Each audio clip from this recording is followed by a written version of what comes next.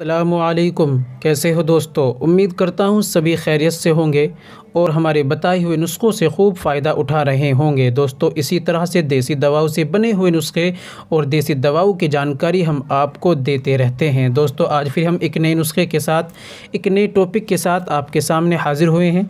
दोस्तों, आज का हमारा नुस्खा है, जो आज का हमारा टॉपिक है वो है जिरयान, धात का जाना और एहतलाम ज़्यादा होना। इस बीमारी में बहुत ही ज़्यादा कारगर और लाजवाब नुस्खा है। दोस्तों, आज का नुस्खा उन भाइयों के लिए बहुत ही ज़्यादा ख़ास है जिनको जिरयान की बीमारी है या धात की बीमारी है, या पेशाब में कतरे जाते हैं, मनी पतली हो गई है और एहतलाम की ज़्यादती है, यानी एहतलाम ज़्यादा हो रहा है और इस चीज़ से वो परेशान है, उनके लिए बहुत ही बेहतरीन आज का नुस्खा होने वाला है। दोस्तों, जो आज का नुस्खा मैं आपके सामने शेयर करने जा रहा हूँ, ये नुस्खा मैं ख़ुद अपने मरीज़ों पर इस्तेमाल करता हूँ। अल्हम्दुलिल्लाह सुम्मा अल्हम्दुलिल्लाह, इसका 100 के 100% रिज़ल्ट बहुत अच्छा है, क्योंकि मैं ख़ुद अपने मरीज़ों को यही नुस्खा देता हूँ जो मैं अब आपको बताने के लिए जा रहा हूँ। दोस्तों, आज का नुस्खा बहुत ही बेहतरीन छोटा सा नुस्खा है और बिल्कुल आसान है। तो इस नुस्खे को मुकम्मल जानकारी पाने के लिए दोस्तों, वीडियो में आप हमारे साथ बने रहिए, वीडियो को स्किप ना करें और सही तरीके से समझें कि दवाई को किस तरीके से इस्तेमाल करना है और क्या क्या परहेज़ करने हैं इस दौरान। चलिए दोस्तों, शुरू करते हैं, जान लेते हैं आज के नुस्खे के बारे में। शुरू करने से पहले मैं आपसे गुजारिश करता हूं कि अगर आप हमारे चैनल पर नए आए हैं या अभी तक आपने हमारा चैनल सब्सक्राइब नहीं किया, तो जल्दी से चैनल को सब्सक्राइब कर दीजिए और घंटे के बटन पर ऑल पर लाकर प्रेस कर दीजिए। इससे होगा कि हमारी आने वाली वीडियो यानी आने वाला नुस्खा आपके पास सबसे पहले पहुँच जाया करेगा। चलिए दोस्तों, आज का नुस्खा जान लेते हैं। दोस्तों, जिन भाइयों को परेशानी है, जिरयान की परेशानी है, धात की परेशानी है, पेशाब में कतरे जाते हैं, मनी पतली हो गई है और एहतलाम की ज़्यादा है, कसरत से एहतलाम हो रहा है, एक हफ्ते में 2 बार या 3 बार एहतलाम हो रहा है, तो इस चीज़ से परेशान है, उनको परेशान होने की ज़रूरत नहीं। उनके लिए बहुत ही बेहतरीन लाजवाब आज का नुस्खा मैं बतलाने जा रहा हूँ।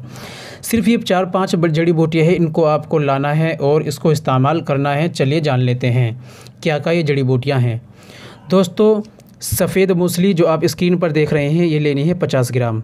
सफ़ेद मूसली 50 ग्राम और स्याह मूसली 50 ग्राम, और तीसरी है असगंध नगोरी 50 ग्राम, और चौथी है लाजवंती 50 ग्राम, और पांचवी चीज़ है गोजा मिश्री 200 ग्राम।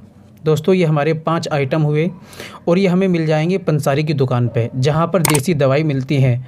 दोस्तों, सहूलत के एतबार से आजकल देसी दवा जहाँ मिलती हैं, पंसारी की दुकान होती है, वहाँ पर बहुत ही ज़्यादा सहूलत कर दी गई है, यानी कि देसी दवाई वो भी देते हैं और उनके पास मशीन होती है, वो मशीन में साथ के साथ पीस कर भी देते हैं। मैं ख़ुद दवाई उन्हीं से पिसवा कर लेकर आता रहता हूँ।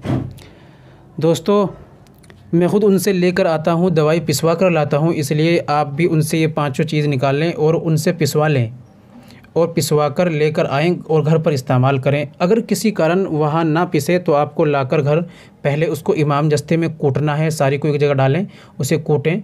जब वो थोड़ी कुट जाए, उसके बाद थोड़ी थोड़ी मिक्सर मशीन में डालें और फिर थोड़ी थोड़ी को पीसें, बिल्कुल बारीक पाउडर बना लें।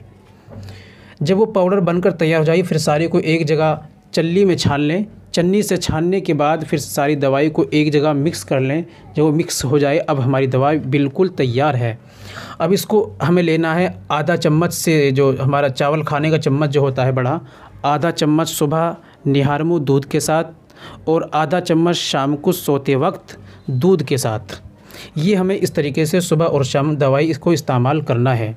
इस दौरान हमें परहेज़ करना है, गर्म चीज़ें नहीं खानी, जैसे गोश्त, मछली, किसी भी छोटे का या बड़े का कोई सा भी गोश्त नहीं खाना, अंडा नहीं खाना, मछली वगैरह नहीं खानी, और चाय नहीं पीनी, खट्टा नहीं खाना। इनका हमें जब तक हम दवाई खाते हैं तब तक हमें परहेज़ करना है। तली चीज़ों का परहेज़ करना है और बादी चीज़ों का, जिससे पेट ख़राब होता है, उनका परहेज़ करना है। खाना हमें नॉर्मल लेना है, पेट हमारा अच्छा और सही रहना चाहिए, इसलिए हमें पेट का बहुत ज़्यादा ख्याल रखना है।